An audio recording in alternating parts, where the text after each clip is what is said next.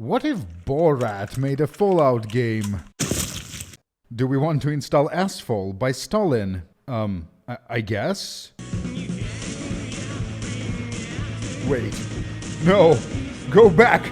Go back!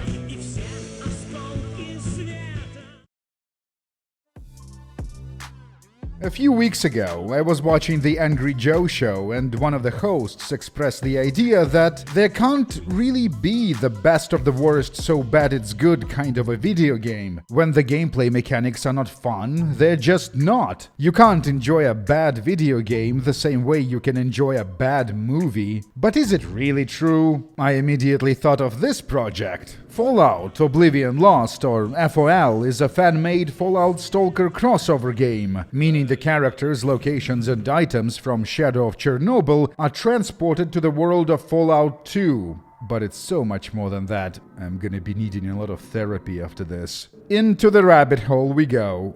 Our character is agile, reasonably smart and charismatic, but very unlucky. Skills-wise, we specialize in guns, repair, and speech. Come in, Chosen One. There are things you must know. Fallout 2 takes place in the year 2241. The village of Arroyo has suffered the worst drought ever recorded. The Elder tasks us with finding a pre-war device called the Garden of Eden Creation Kit. Supposedly, the high-tech thingamajig has the ability to terraform the wasteland, turning it into something more hospitable. Deadly anomalies, dangerous mutants, anarchists, and bandits. Stalker, Shadow of Chernobyl, is set in the year 2012.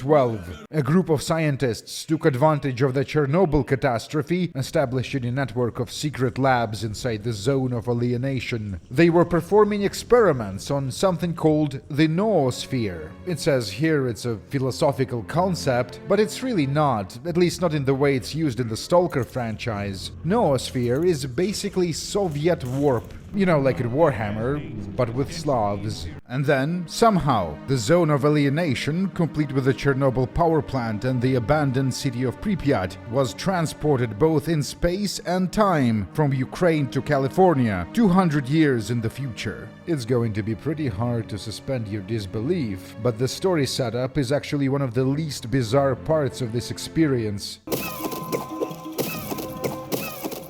This window right here, this is the Stalin tech we installed. When I did a test run of this game before committing to a video, there used to be an option here to skip the tutorial, but now it's just an empty window for some reason. I have no idea what's going on. I like the new character sprite added by the integrated appearance mod, but the new dark red cursor just looks awful. The Fallout 2 tutorial area, the Temple of Trials, seems to be completely unchanged, so we get through it as fast as possible. After crossing the bridge on our way out of the village, we meet this guy. He talks to us in broken English. You drink with my, in other eye, take offense strong. If you refuse to drink with the man, he kills you in a scripted event. In order to play the mod, you have to agree. Sure, darling, let's drink. This scene also acts as a gender check. If you are playing as a woman, there is no option to agree. He just murders you, making it impossible to go through the content with a female character. Yes, this is exactly what it looks like. I'll come back to this later. We spent 2 weeks drinking with a strange man, and during that time we somehow learned the Russian language. Because, you know, without the ability to communicate in that language, the mod's story doesn't work. The man tells us of someone named Sidorovich, who might know more about the device we seek, the Gek. After the dialogue ends, we are finally free to leave the starting village and go explore. Most of the new locations are accessible right away. You can freely travel between the zone and the classic Fallout 2 areas. This is the Cordon, specifically the Rookie Village. In the FPS game, this was the very first location you visit. The man is smiling. Well, hello, Rookie. They call me Wolf. Why Wolf? Ask those who give nicknames. Although they have not been amongst the living for quite some time. And I am, as you see, well and alive. That's why I'm called Wolf. What the fuck? This is the original Wolf, by the way. In the first-person shooter, his mannerisms are very different. Guys, I'm sending someone your way, so wing it. You may attack if necessary. Over. All right, Wolf, send him in. The game adds dozens of new Soviet-themed items and weapons, but unfortunately most of the new sprites are of noticeably lower quality. Other sprites are too detailed. These are Russian rubles used by local stalkers as currency for some reason. In the original game, they used the Soviet money. Another new addition are the anomalies. They are invisible until someone steps on one or performs a successful perception check.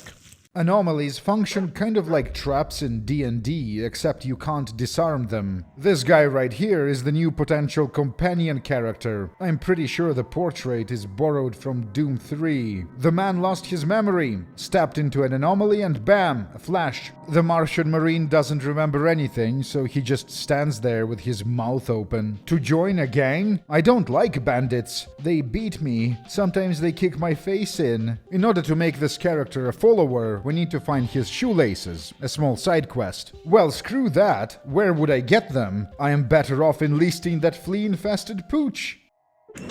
The Sidorovich Bunker. Sid is an important trader and quest giver. This is what he looks like in the FPS.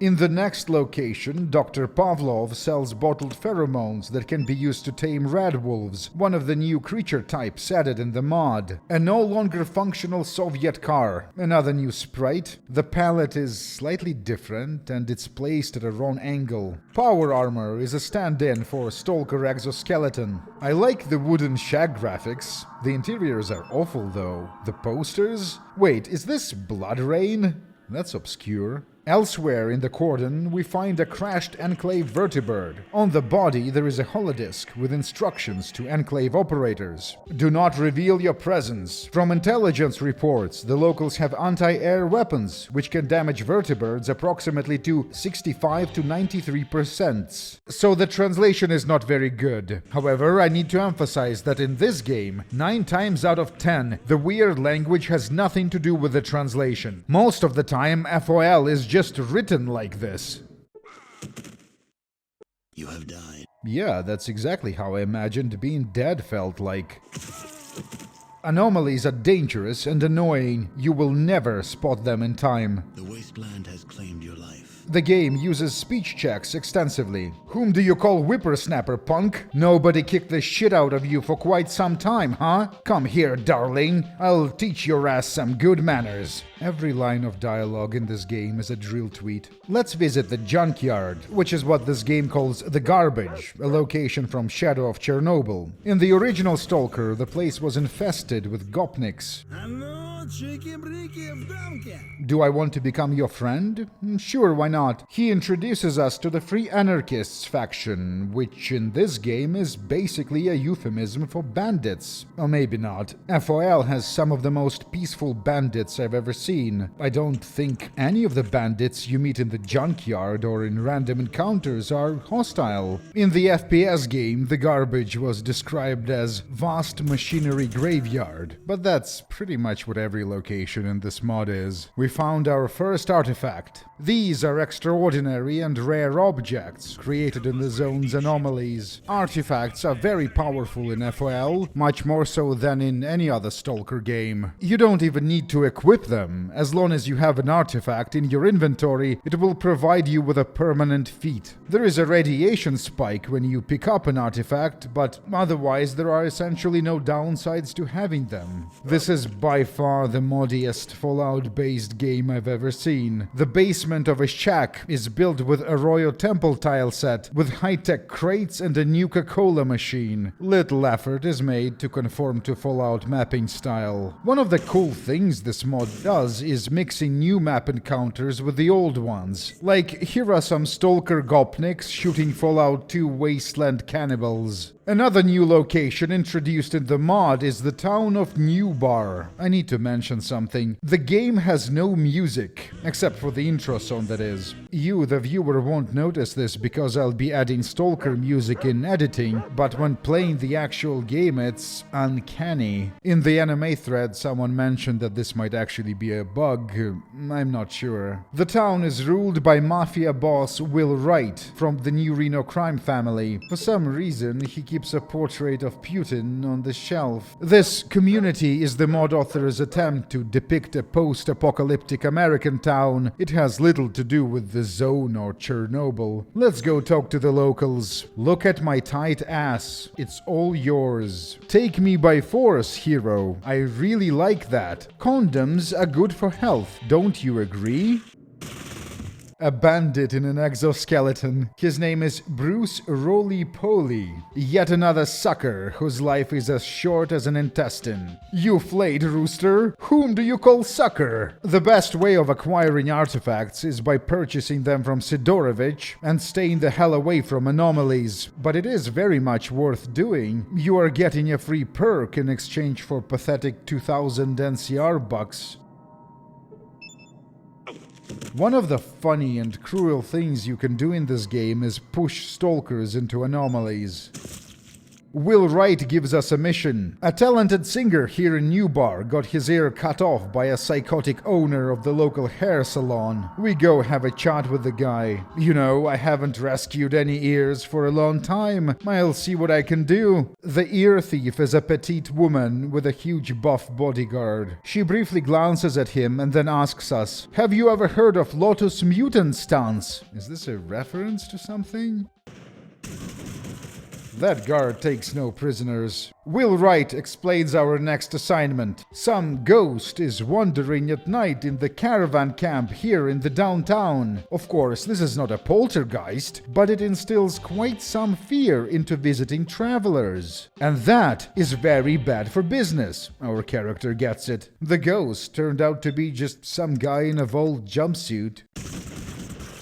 Our next job is to travel all the way to New Reno and sabotage his family's wine booze factory, as Will calls it. It's immediately obvious that we are no longer doing the FOL content. The place has excellent background ambience, and the map no longer resembles a collection of random objects. Welcome to Reno, the biggest little city in the world. We won't be staying long. Using a crowbar on the still produces this effect. I'm not sure why we're doing this. Will Wright shares a secret. The reason this community survives and thrives, supposedly, is because of the drug lab north of town. But the drugs they manufacture are weak shit, so he needs us to kidnap the inventor of Jet, Myron, who is currently employed by the Mordino criminal family in Reno. I like the quests that connect the FOL content to the original Fallout 2, but I don't get what the town of Newbar has to do with the Stalkers or the Zone. This is the drug lab where they keep Myron. Why the hell not? Let's blow this popsicle stand. We convince him to follow us to Will's. The reward for helping the Wright family is information, specifically the location of Vault 13, where the GEC, the high-tech thingamajig we're looking for, is possibly located. I have no idea why a shitty gangster would know where Vault 13 is. Playing this game is like being trapped inside someone else's dream. At least death would have saved him from the dreams. Actually, let's talk about this. Over the decades, the medium of Stalker was worked on by people of various cultural and ethnic backgrounds. The original novel, Roadside Picnic, was written in 1971 by Arkady and Boris Strugatsky, ethnic minorities of Soviet Jewish intelligentsia background. The novel was followed by the 1979 Stalker movie by Andrei Tarkovsky, who represented the Soviet dissident culture. Stalker, the first-person shooter, was made in 2007 in independent Ukraine. There is an overlap between Eastern Slavic Ukrainian culture and Russian culture, so the two are sometimes conflated by foreigners. This mod, FOL, originates from Russia and naturally it's marinated in Russo-Eurasian conservative culture. The developers took the Ukrainian interpretation of Stalker as a base and then colonized it with their weird shit. Strange language, fetishistic relationship with alcohol, physical abuse of women, Putin portraits and Russian rubles. It's fascinating just how different these perspectives are.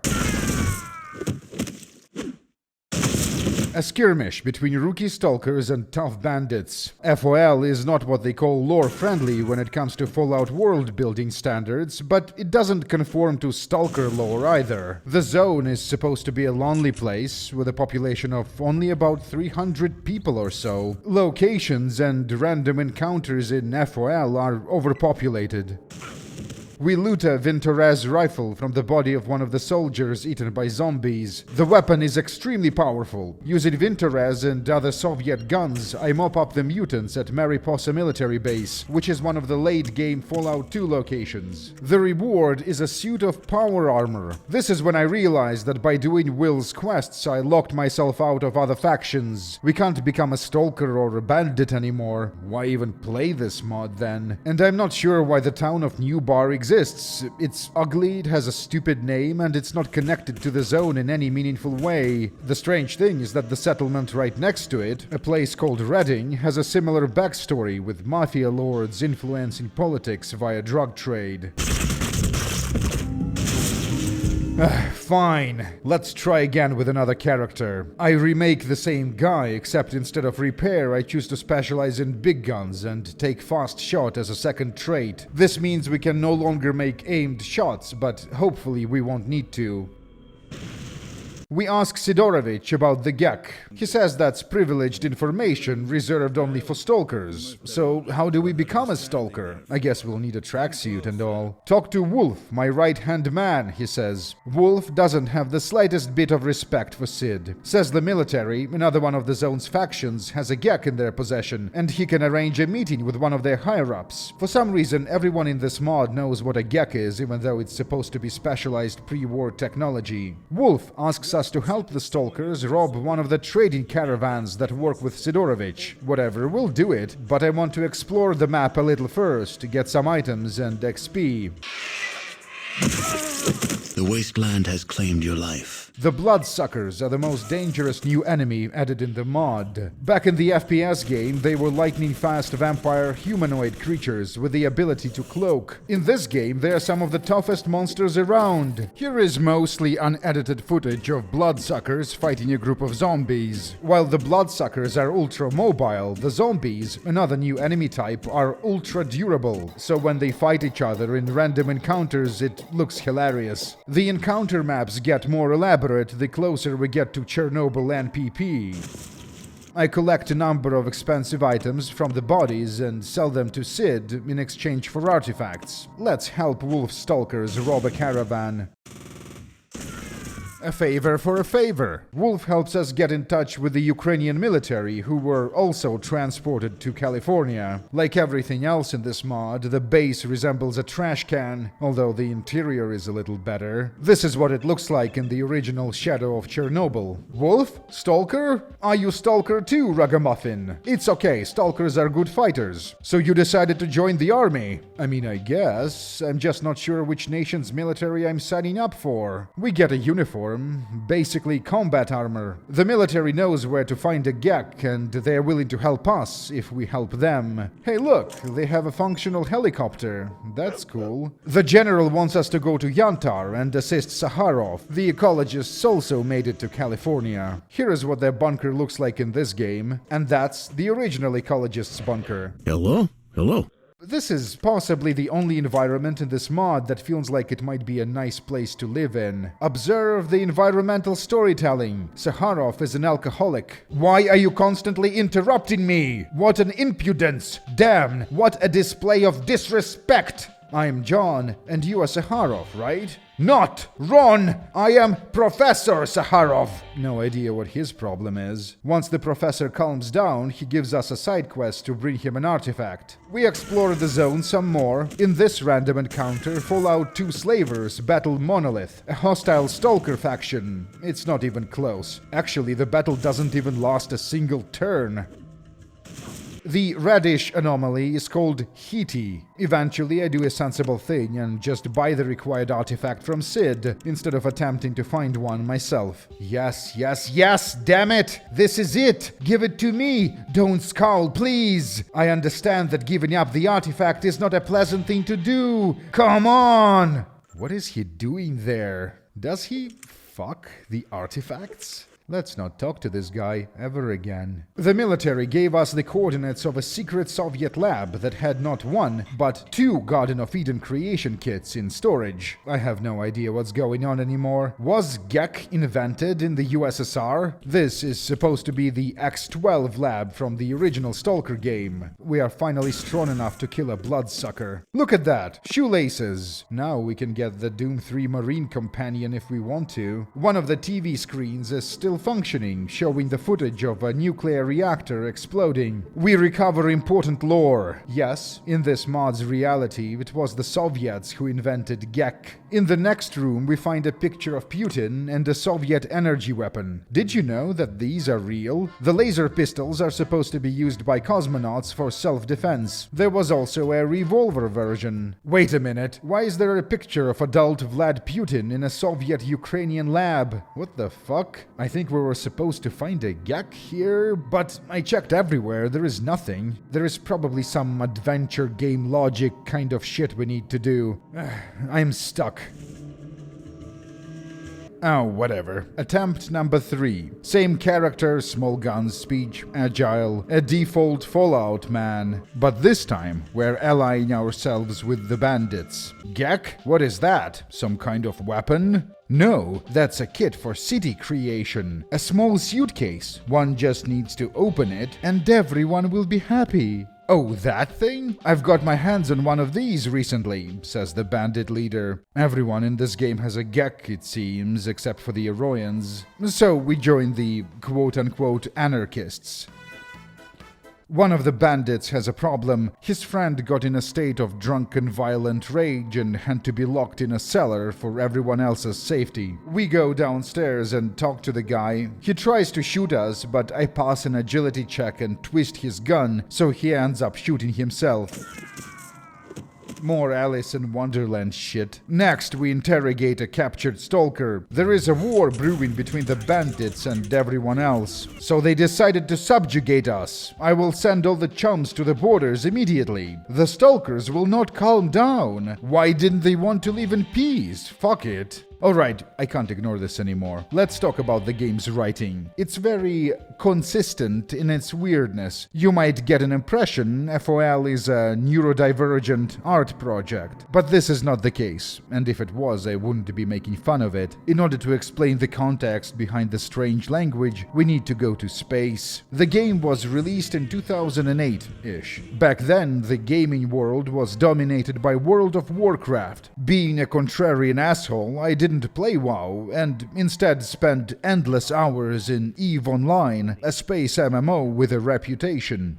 I was there. EVE was not like other girls. The players were allowed and even encouraged to scam, lie, and steal from one another. It was dog eats dog kind of environment. One of my online buddies was a guy from the UK who had an amazing education. I have never seen a foreign person command the Russian language with such elegance before or since. So he decided to put his linguistic skills to good use by infiltrating a powerful Russian space guild in EVE. And this was when he made a scientific discovery. They could understand him just fine, but for some reason it didn't work both ways. He couldn't understand the half of what these people were saying. Contrary to a popular misconception, instead of speaking Russian, they were speaking this. Whatever this is, it doesn't have a formal name, it's a sociolect of unintentional drill tweets. Actually, since it's used almost exclusively by males, it's more like a genderlect. Is that even a word?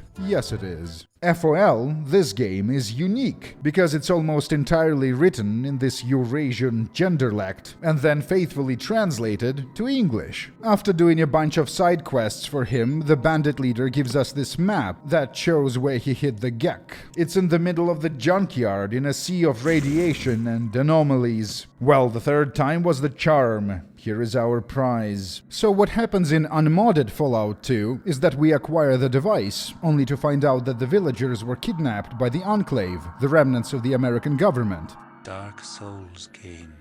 They took everyone. And from then on, our job is to rescue them. This is not what happens in this mod. It's actually kind of cool. We deliver the Gek to the village, but there is no enclave attack. Instead, a ceremony is assembled. We attempt to activate the device, but nothing happens. We don't know how to operate it. The villagers don't know anything about advanced technology. So we have to go back to the wasteland to find an instruction manual or something. Being out of options, I talked to the bandit leader. Have you ever heard about the Wishmaster? Maybe you could ask it to fulfill your wish. What Wishmaster? Some sort of a genie? No, it's not a djinn, but a huge magic stone. Rumors say it's somewhere in the remnants of Chernobyl NPP. By Wishmaster, he means Wish Granter, a translation issue. It's a stalker legend. Supposedly, in the heart of the zone, there is this mysterious device that makes your wishes come true. We travel to the dead city of Pripyat. In Shadow of Chernobyl, Pripyat was huge but linear endgame level.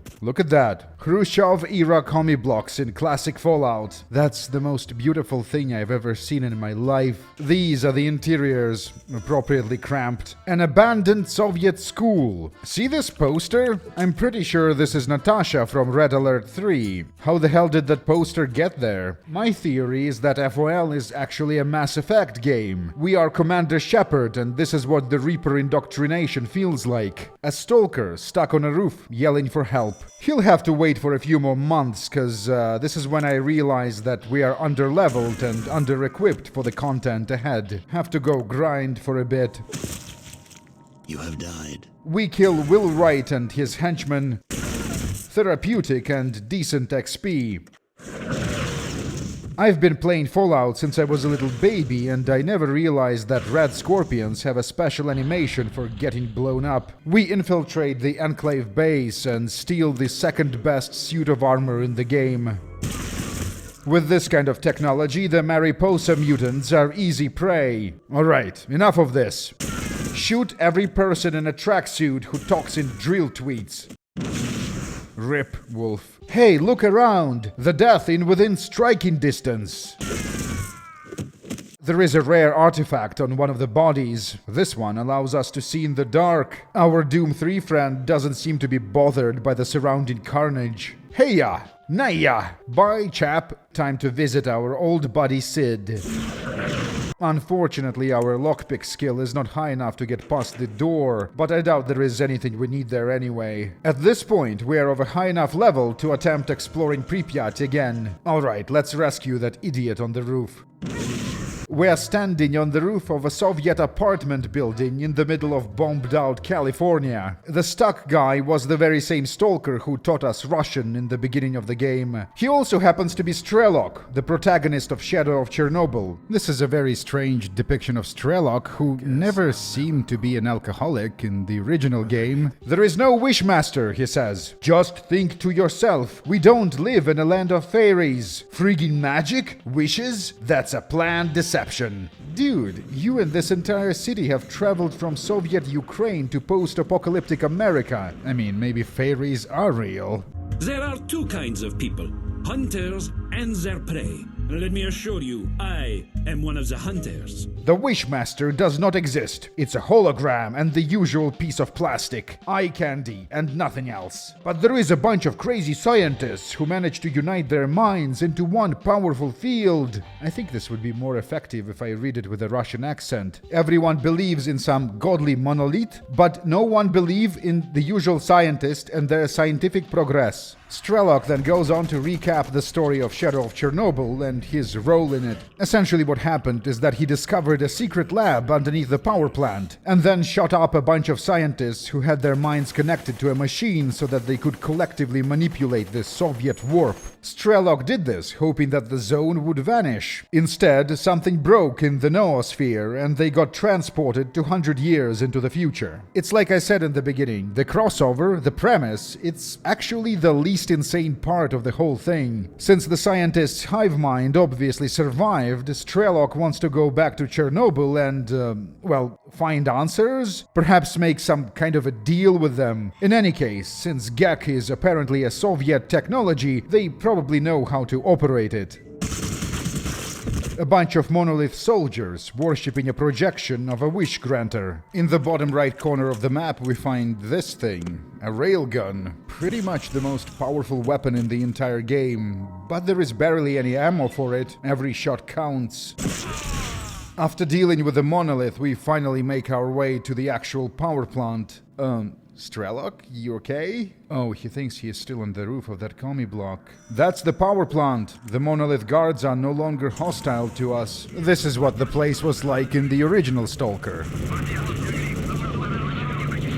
A nuclear reactor, a monolith statue thing made out of plastic, and a projector. An impressive operation! They even have like a monolith outfitter. The robots are bugged and have human dialogue barks. You can even barter with them. The color-coded capsules are the scientist hive mind we came here to talk to. We see that you are surprised. Honestly, not at all. Why would I be? The game seems to think Strelok is dead. He was a sore spot on the cerebral cortex. He made so much trouble. For example, it is to his merit that we are speaking now. What? What fucking merit? You killed my body. You've got it coming, aquarium fishes. I have no idea what our character is talking about, but somehow it does feel like an appropriate thing to say. A hole in space was created, shaped like a cocoon, where time stopped. The zone was hanging in the inner space, until the noosphere calmed down. This required a few centuries. So it turns out that you are our ancestors from the past. Not exactly. Your ancestors were so-called Americans.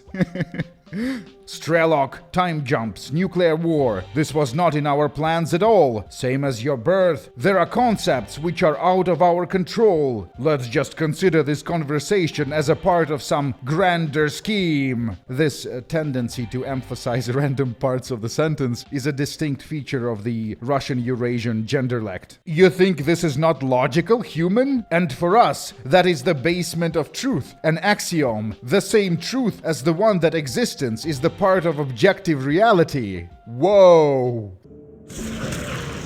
The aquarium fishes provide us with the coordinates of the Enclave oil rig. Our task is to steal the artificial brain of Mnemonics, the Enclave supercomputer that decided to kill all humans. This is when the plot of FOL dramatically diverges from the plot of Fallout 2, and our adventure is nearing its end. Turns out, the American government operates a base near Vault City called Guantanamo. It's a legitimate military installation with power armor troops, laser turrets, vertibirds. There is a crashed helicopter with a bunch of dead Star Trek red shirts around it. We bullshit our way inside. Since we have the uniform, it's pretty easy to convince the Enclave pilot to fly us to the oil rig.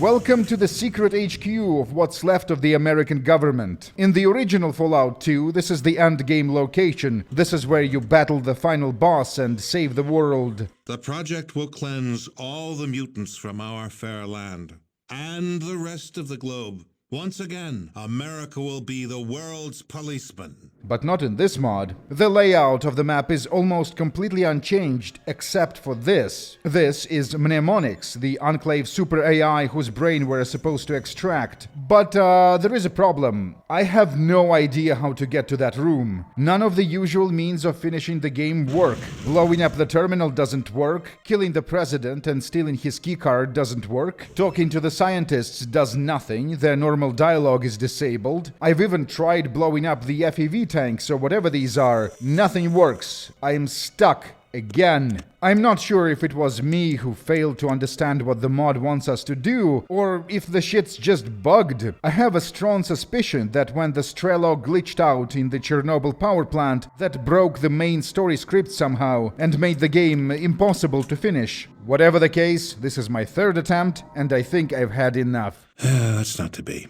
After doing some research on boomer forums, I believe what is supposed to happen is this. The Mnemonics AI is a character. After conversing with the player, it makes a decision whether or not to kill humanity with a biological weapon. This is based on our karma. Assuming the AI judges humanity to be worthy of living, we can take its side against the aquarium fishes. I don't know if it's possible to kill them both, which would be my preferred solution. There is one more location we haven't discovered, an ICBM silo silo somewhere around Pripyat with a functional nuclear missile inside. We can choose to nuke either the oil rig or Chernobyl, and if we pick the second option, that would be the third time Chernobyl was nuked. And then we get to the ending slides. I don't have the footage of those, obviously, so I'll substitute my own. All the cordon stalkers died under mysterious circumstances. Nobody knows what happened. The wasteland has claimed their lives. Whatever, fuck them. The military stalkers joined the NCR, bringing the secrets of pre-war borscht with them, as well as a helicopter to add to the growing NCR vertibird fleet. Professor Saharov melted his genitals while attempting to cope with a Hittite anomaly. Another noosphere disturbance transported the surviving monolith members to Nurgle's realm of shit and piss. The bandits formalized the creation of red-black anarchist non-state called Free Territory. They restored some of the olden Soviet vehicles found in the garbage and roamed the wasteland in technicals, terrorizing the nearby slaver towns. War never changes, motherfucker. The EVE Online story also has a resolution. Impressed by his command of the language, the Russians assumed that the spy was some kind of a learned man and put him into a minor leadership position within the organization. He immediately proceeded to grab everything that wasn't nailed down, and then he turned off some of their star-based defenses or whatever, paving the way for a space invasion.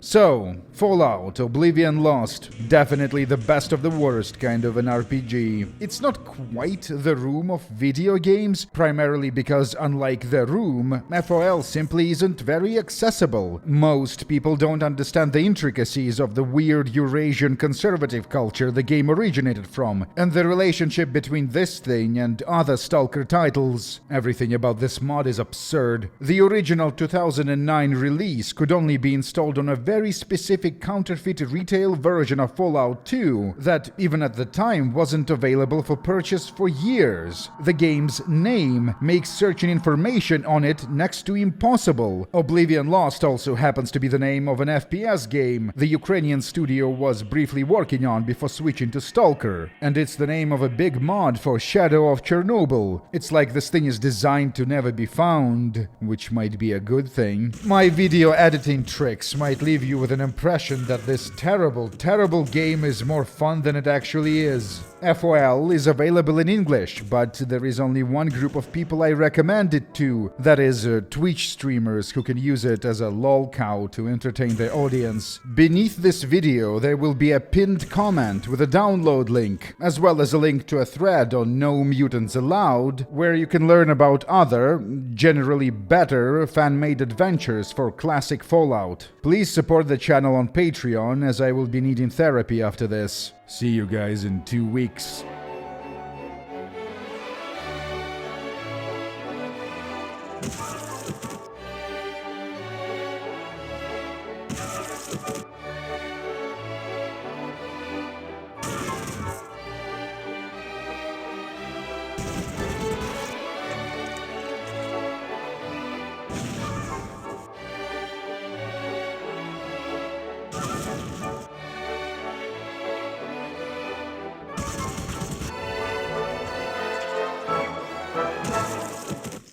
The wasteland has claimed your life.